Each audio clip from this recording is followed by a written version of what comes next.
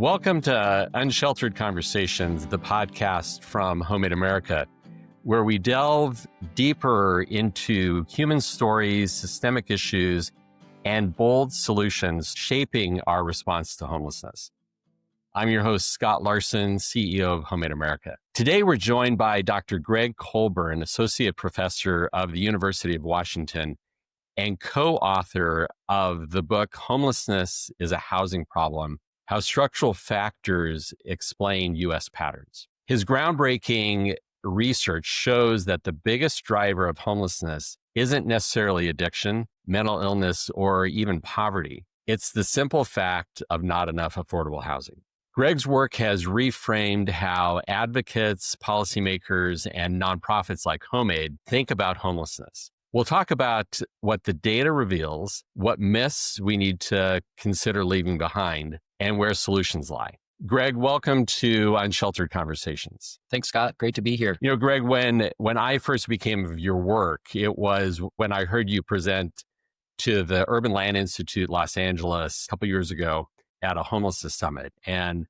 I was really struck by just the paradigm shift and how you framed the issue from a research and an educational background, scholarly background. But let's kind of begin at the start. What led you to write Homelessness as a Housing Problem? And was there really a moment in your research or your personal journey that shifted your thinking toward housing markets as a central driver of homelessness? Yeah, thank you. So I won't start with I was born in 19...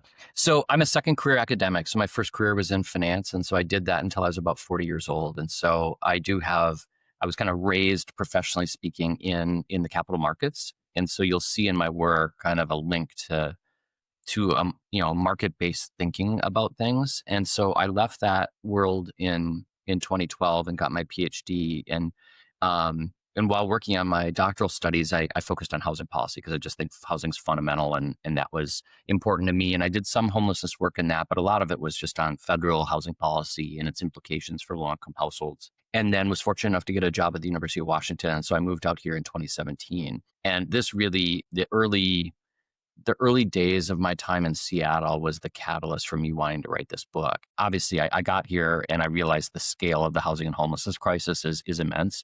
You know, it's not quite San Francisco and Los Angeles, but it's darn close on a per capita basis. And because I studied housing, I got invited to a lot of meetings, community leaders and civic leaders and policymakers and you name it. And I would sit in meetings and just kind of listen and realize like we all agreed there was a problem, but there was no cohesive understanding of what was driving this. And as I saw in my social circles and just walking around and reading the Seattle Times, there was this frustration in the community about lack of progress. And that really concerned me, that we all agreed there was a problem, but there was no focused effort on dealing with it. And so I described it as playing whack-a-mole with different explanations.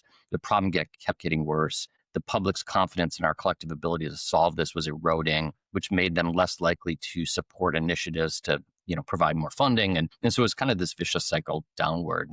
I'd been funded by the Gates Foundation to do some homelessness work in Seattle. And I was talking to my friend who oversees, at that time, he oversaw the Gates Foundation's work. And I said, I kind of want to write a book that does this, that explains this. He's like, I think you should. I was like, okay. So anyway, that was kind of the catalyst and teamed up with my colleague, co-author Clayton Aldern, who'd been doing some really interesting writing and also homelessness work for Pierce County, which is where Tacoma is. And now here's the book. And so that's kind of the background and catalyst and motivation for writing it. And it's interesting that you were invited into these circles there in Seattle. And, HomeAid has done some work in Seattle. We have an affiliate, HomeAid Puget Sound, that is looking at a variety of different solutions in the housing continuum, very niche type projects. But I'm glad that you were invited into those circles and that you began to see issues from a different paradigm. In the book, you actually took that comparison, or you looked at Seattle and compared to Chicago. Two places that might have similar poverty rates or even rates of addiction, but dramatically different levels of homelessness.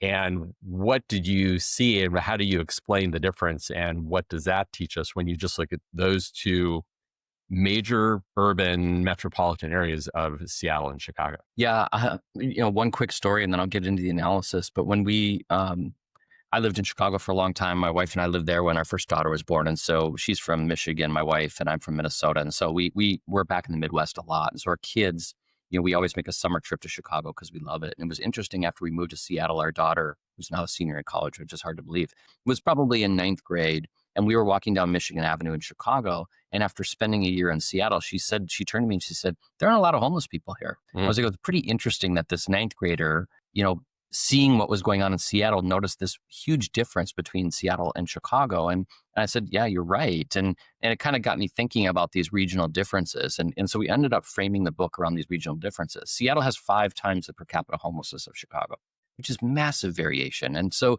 the purpose of the book is to explain that variation, to explain why Seattle and San Francisco and Los Angeles and Boston and New York and Washington, D.C. have so much more homelessness than places like Chicago or St. Louis or Phoenix or, whatever.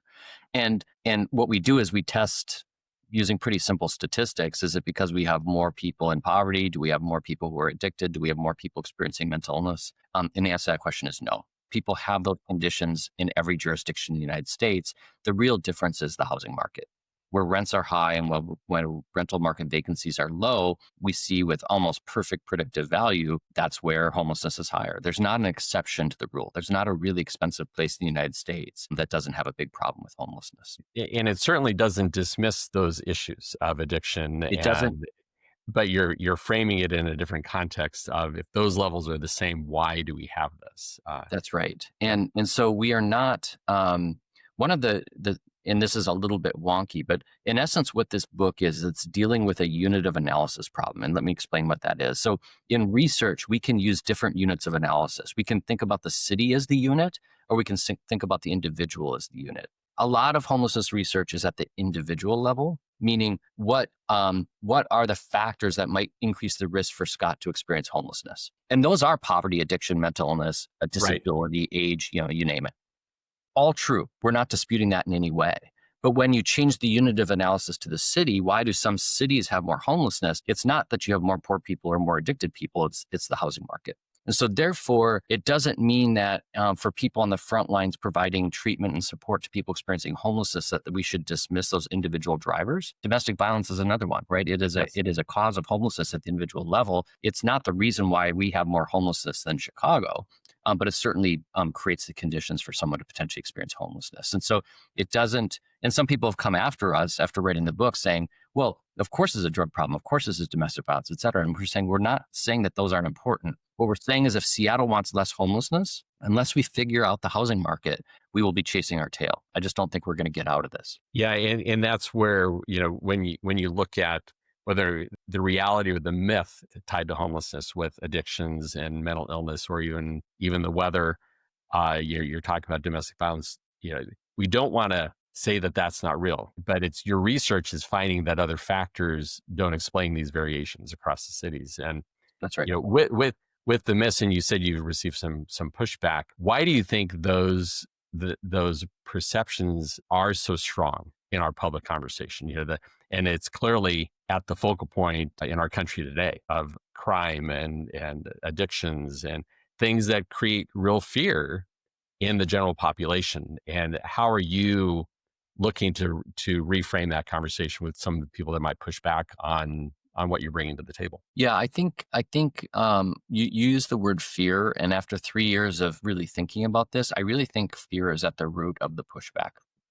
And there's a couple elements of fear. One is, I'm walking down 3rd Avenue in Seattle, which is where we have a lot of homelessness, and that can be a fearful exercise for people. There are times where I walk down and I'm like, I don't feel great about this. And fear is a really powerful human emotion. I think there's another element of fear that people don't typically articulate, which is, boy, what if this happened to me? What if this happened to someone that I care for or love? And that's also a motivator. And so I think what drives this is that people's visual perceptions, especially in a city like Seattle, are drastically shaped by what they observe on the street. And I describe this as the iceberg analogy of homelessness, in the sense that, yes, there are people in mental health crises and severe drug addiction situations on the streets in Seattle. And if that's all that you observe, then it's reasonable to say that's homelessness. Yes. And what we don't then see is the women and children in shelter. We don't see the people living in their cars who are showering at the YMCA and going to work, who are also experiencing homelessness. And so this relatively small segment of the population, which is very acute and vulnerable, shapes our perception and understanding, and then fear accelerates that. And so therefore, I then write this book and someone says, Greg, how dare you suggest this? I just saw Joe on the street. There was a needle next to him. You're telling me it's a housing problem? No way. And so that's basically kind of the dynamic. And so the way that I respond to people is, yes, of course we have a fentanyl crisis in Seattle that deserves our attention. Has our behavioral health response in our nation been sufficient? No, it hasn't. Those things can be true, and the logic of our book can also be true. And so when people really push on the drugs, which is typically the one that I get the most Yes. pushback on, I just kind of say, okay, well, let's just take a step back. Do you think people use drugs in Chicago? And then people kind of chuckle and say, well, they probably do. And I'm like, they do. And then I'll say, where is the worst drug problem in the United States over the last 15 years? It's West Virginia, Appalachia, the home of the opioid epidemic. Correct. And so what I'll say to people is, if you fundamentally believe that this is a drug problem, why doesn't West Virginia have massive amounts of homelessness? And then I kind of get a blank stare. And the reason is because they can get housing. And it's not to minimize that crisis. It's terrible, right? The loss of life and disruption it's a real tragedy. But the reality is it hasn't manifested itself as homelessness. If drugs were the sole issue, we should see huge homelessness in Arkansas and Louisiana and Alabama and West Virginia, but we don't. And so it's the combination of drug use and these vulnerabilities with a very harsh housing market that produces homelessness. That's the deal. Like, the consequences of those conditions are different in Seattle than they are in West Virginia. And then in poverty, the poorest cities in the United States are Detroit and Cleveland. But they have far lower rates of homelessness than our richest cities, Seattle and San Francisco. And so again, doesn't mean that poverty is not an issue. What it means is being poor in Seattle or San Francisco has huge, huge consequences. Exactly. And same, I'm in Southern California, and we see exactly the same issue. You mentioned the iceberg, and we've often talked about that from HomeAid's perspective with the types of projects that we choose to take on. And it could be a project towards domestic violence or emancipated foster youth or human trafficking, which that's a population that the general public does not see as they walk down the streets of Los Angeles or Santa Ana or even San Diego. And so when you're looking at your data and you look at rent prices and housing availability and vacancy rates, you've touched on that on other markets. Do you delve further into that into your book on those specific things and revealing that data so that way people can rest assured that, okay, this isn't anecdotal, but this is a base of knowledge that they need to understand? The basis of things like the rental prices and the housing availability and vacancy rate, that is really, you're underscoring that that's what's been driving aspects of homelessness in some of these markets that you mentioned. Yeah, I mean, the evidence is pretty compelling. And we actually have research evidence going back 2 decades making the same argument. It just hasn't been framed in the same way. And we ran complex statistical models that control for all sorts of things. And almost always rent pops up as a real significant predictor of regional rates of homelessness. And so the empirical base is pretty strong. And so at this point, to me, this book was more about translation and framing as opposed to necessarily breaking new ground and winning a Nobel Prize for this novel research. Right. The reality is we've known that housing costs are a big driver of homelessness. What we haven't done very well is communicate that to a broader audience. And so that's what I kind of took on as my challenge in this book, was to, how do we package this in a way that is accessible for people? And so, there's a segment of people who don't buy it. That's fine. But I've been really pleased that there've been a lot of people kind of who've come up to me after talks and said, I've never really thought about it that way, but this was pretty compelling. And so I take that as a win, that we've kind of helped people kind of reframe and rethink how they understand this phenomenon. No, that's great. In our introduction, I mentioned what you do. You teach courses in housing and urban economics and real estate at the University of Washington. And how does your role as an educator influence the way you're approaching this issue, because you're viewing it from a different paradigm than somebody else? And then what impact do you hope that has on your students, the next generation of leaders who might be working in the housing sector or community development? Yeah, well, I take my responsibilities as a teacher very seriously, because I think it's a huge part of the impact that we make as faculty members at a place like UW or UCLA or whatever. And so I've been really pleased at the at the response from students who've been excited about this. And I get emails from students, not just at UW, but around the country saying like, hey, can we chat? And I frankly get more requests than I can ever fulfill, but it's great. There's engagement. I would say the level of interest in housing among our student body at UW is increasingly high. And part of that is driven just selfishly that they're And their recognizing own personal experience. absolutely. They're like, I don't know that I can live in Seattle unless I get a job with Amazon. All the other jobs don't pay enough for me to live here. And so there is an urgency to this issue that I certainly see in our student body. And I hear it from colleagues at other universities where, the same kind of story.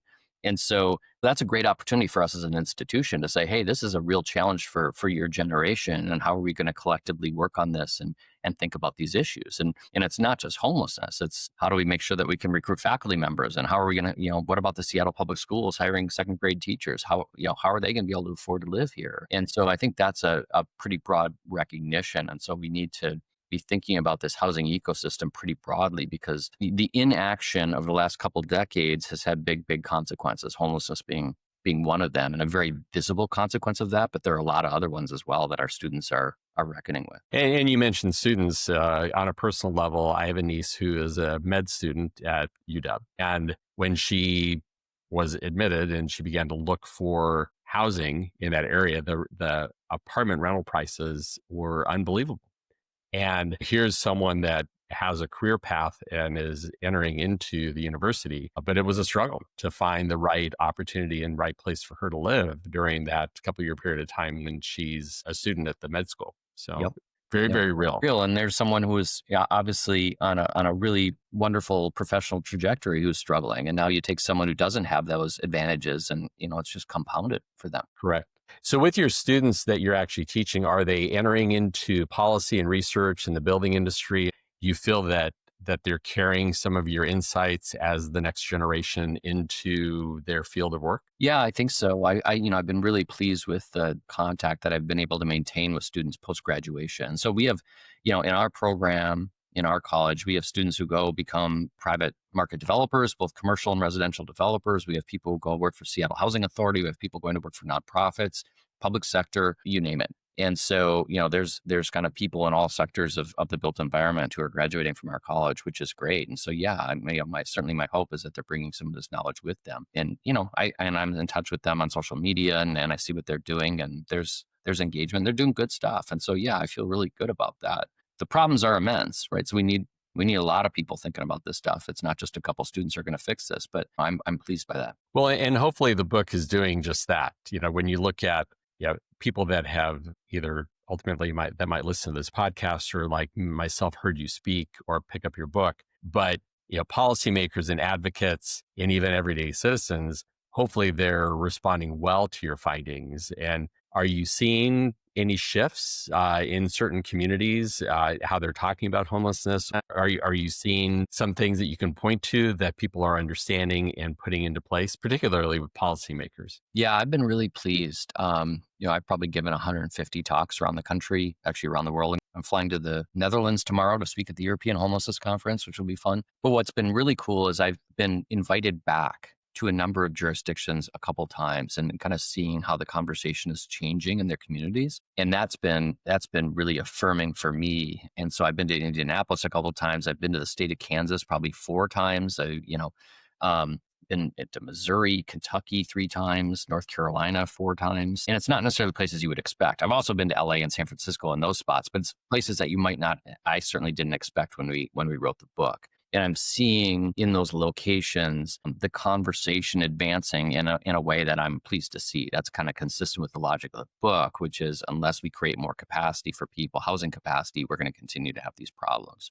And we're, in many of those jurisdictions, Indianapolis, for example, they're kind of running headlong into state action, which is kind of moving in the criminalization path. And the city and leaders in Indianapolis are kind of bumping into that a little bit with this logic. It's a real challenge right now and a real, it's contested in terms of which of those ideologies is going to prevail. But I've been really pleased with a lot of communities kind of recognizing this. And it's not just a red-blue thing. I mean, it's not, a lot of things are in our country right now, but I've had a lot of people who are lean right, who are free market type folks who've come up and said, oh, this makes perfect sense to me. Now I understand this a little better. And, the solutions they might select versus what I might select might differ a little bit, but but there's a general agreement on kind of what's driving this. And to me, that's a big win. And then we can kind of figure out how do we approach this as opposed to just sitting around doing whack-a-mole again. Yeah, and particularly in communities that want to get ahead of the issue. Yes, that's right. If they're looking at, we don't want to be fill in the blank city, and if policymakers and if they're looking at, okay, we do have an issue, they might be in the Carolinas or like you're saying, Indianapolis or some other cities, and so how do they get ahead of the game and really using your research or just even the thought process to look at housing supply and reforming zoning or kind of reducing the barriers to even building. You mentioned the built environment, and that's a phrase that a lot of people don't hear, but it's very real. You've got the natural environment and you've got the built environment, and we all live in the built environment, but policymakers and other leaders, for example, within the Urban Land Institute, are trying to make sure people are seeing this from the broader perspective. So I'm glad that you're seeing certain cities and communities that are putting your research into practice. Yeah. I when I travel around, I kind of joke like I'm the ghost of Christmas to come from the Christmas Carol, Charles Dickens novel. Exactly. And I love going to San Francisco and LA, but to a certain extent, like we are where we are, same thing in Seattle. But I can go to those communities and say, hey, you put your head in the sand for the next 10 years, you're going to pick up your head and not really like what you see. And you have an opportunity now to act preemptively. And that's something that we in Seattle would pay a lot of money to press rewind 15 years, like a lot of money. And so, and I'll say to people, I know it doesn't feel good right now and you feel like you're in crisis, but it can get a heck of a lot worse. And so it is kind of a catalyst and a motivator for them to act, to not repeat the mistakes that your community and my community have made over the last 2 decades. Yeah. So hopefully, as people, we expose them to this topic, and you as others, it could be a builder or civic leader, nonprofit advocates, people that are in the sector that HomeAid's at, that we build for. Is there something that you specifically say that they should immediately do different, like in one of these emerging markets? What are one or two things that they really should focus on to get ahead of the game? Have you got that granular with some of the leaders and policymakers, elected officials, city planners? Yeah, it's funny. So one of the questions I get all the time is, what's the one thing that we should do? And I've stopped answering that question. And I jokingly say, I'm not going to answer your question. Then they kind of laugh. And I'll say the reason I'm not going to answer that question is because the reality is there are a number of different things that we need to do in coordination to produce these results. There's not one silver bullet. And so what I basically say to people at a high level, and then I'll get down to some more practical things, is we get good grades in the United States for growth and prosperity. We do a pretty good job. You just think about economic activity and job growth, and it's not perfect and it's not equitable, but generally speaking, we've done a pretty good job of that. What we haven't done is accommodated growth and prosperity in our cities very well. The problem in Seattle is not that we didn't build enough housing for Amazon people who moved here. They all found housing. I always joke, right. I don't know one person at Amazon who's homeless, but they all found housing. What we've not done is created the capacity for incumbent residents to continue to grow and thrive in Seattle as we've boomed. And so when we go to a different location, what I'll say is, you are seeking to grow and prosper in Kentucky, and that's great. What you need to do then is keep your eye on the ball to ensure that you're not pricing people out in that process. And therefore, one thing that you can do is making sure that you're pairing job growth and housing growth while it's happening. What we did is we just had employment growth at a very high rate. And then we're like, well, the market will figure it out. And it didn't. So what I'm seeing is people being more intentional. It doesn't mean the government's going to build all that housing, but it's being really clear that when we're going to have the ribbon cutting for a new 10,000 employee manufacturing facility in Kentucky, that we're having a parallel conversation of how are we going to make sure that we have the housing capacity to welcome these people to our community and not price out those who are still here. That's correct. Super important. And those are the people that are going to be your service workers, people that are going to be working at your market, even teachers, or that young adult that is graduating from high school that wants to stay in that community. Where are they going to live if they're not working at that new manufacturing facility? That's right. And so then you can say, if that's our goal, and one way to do that is just be public about that.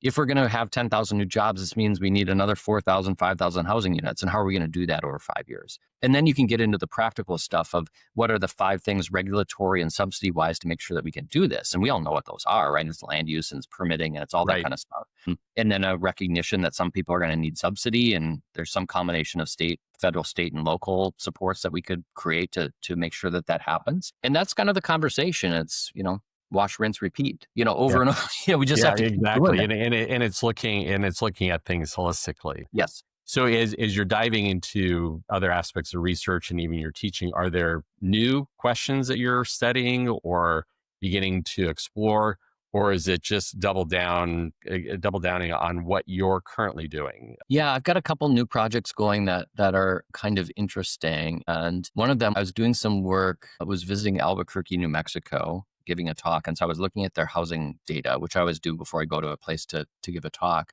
And I was really struck and confused by what I was seeing in Albuquerque. Albuquerque hasn't grown, literally been flat population for a decade. At the same time, the rental market vacancy rate went from like 8 or 9%, which is a pretty high vacancy rate, down to about 3 or 4%. Wow. And I Okay. was like, I don't understand this. How can you have a market tightening like that when you don't have any population growth, right? The reason that LA and Seattle's gotten tight is, we had population growth and we didn't build enough. Why was Albuquerque having this dynamic? And I was like, well, did they tear down a bunch of housing? And it didn't seem like that was the case. The number of housing units was pretty stable. But what I realized after looking into this was household formation was actually quite high. And so what that means is more households are being formed, but they tended to be single person households, meaning people are either partnering later in life, Hmm. romantically speaking, or people are just choosing not to live with roommates. And so you ended Interesting. up having household formation growth in a place with no population growth.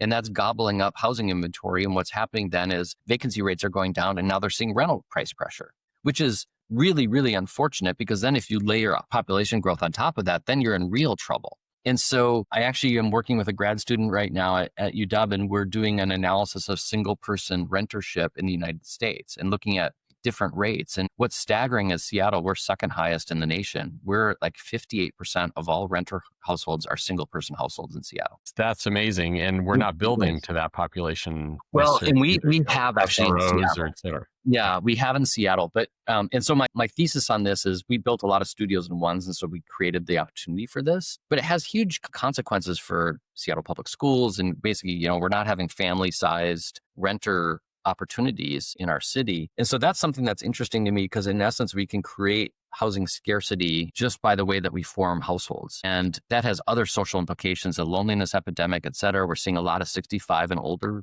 folks who are living alone, either because the spouse has died or divorced or whatever the case may be, or they were never married. So anyway, I think that's another interesting part of this housing conversation of it's not just number of units, it's also who is living in them. And is this going to persist? This kind of structural secular move towards solo living? And if so, we have to adjust our built environment towards that? Or do we want to fight that secular trend and say, no, we kind of want to continue to support larger households for a variety of reasons? So that's something that I've been working on that is kind of interesting to me right now. Yeah, and that is really interesting. The key project that I was involved with in Santa Ana, California was for the Catholic worker movement. And I really began to learn about congregate living from their perspective Yes. and, breaking the paradigm of, in the United States, the last 100 years or so, you have a single family living in a single family home and then children disperse and there's not multi-generations and there's not even other people living in your home. It's just the objective or the idea is that,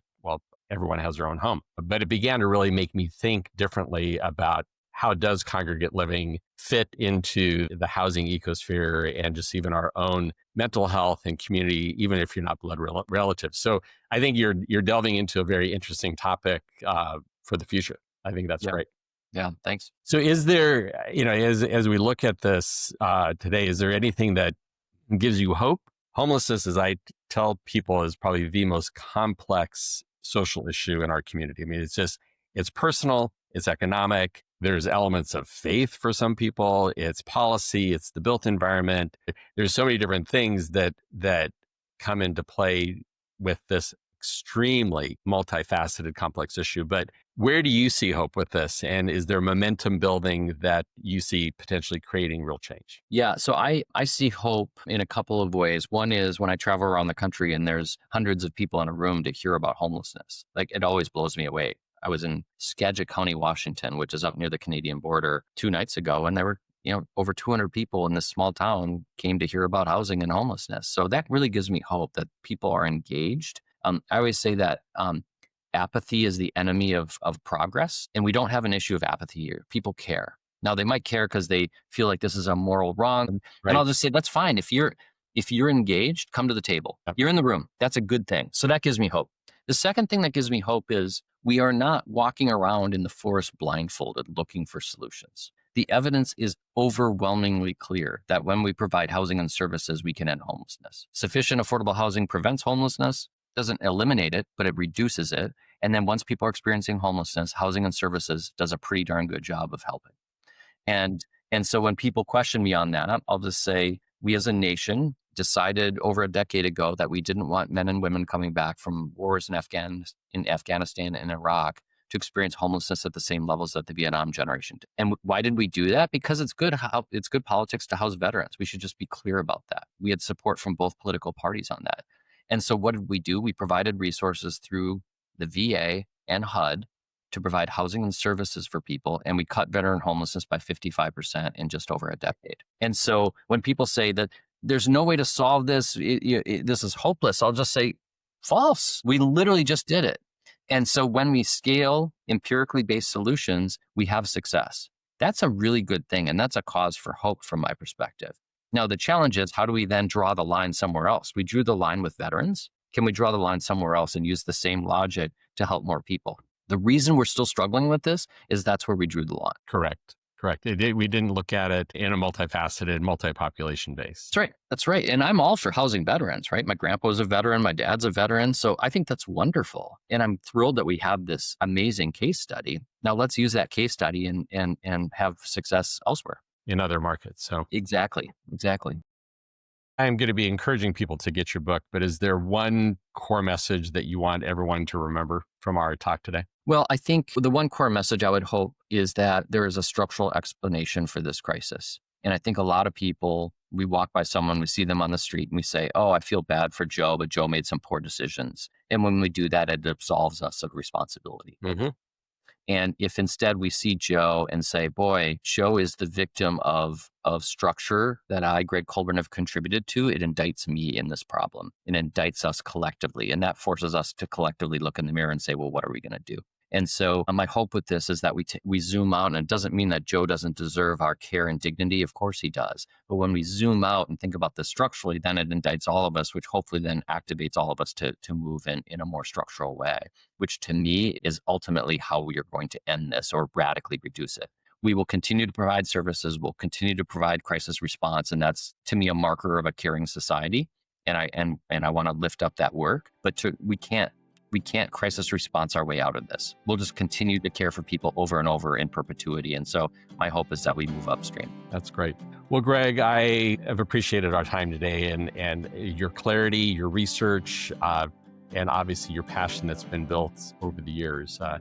You've helped me personally from when I first heard you a couple of years ago, and hopefully you're helping others see that this homeless problem isn't inevitable. It's a result of choices we're making as a society about housing supply and affordability. So for our listeners, if today's conversation resonated with you, I encourage you to read Homelessness Is a Housing Problem. It's available on Amazon. But we've also included information in our show notes below. And this has been Unsheltered Conversations. I'm Scott Larson. Thank you for listening, and let's keep building hope and housing. Thank you very much.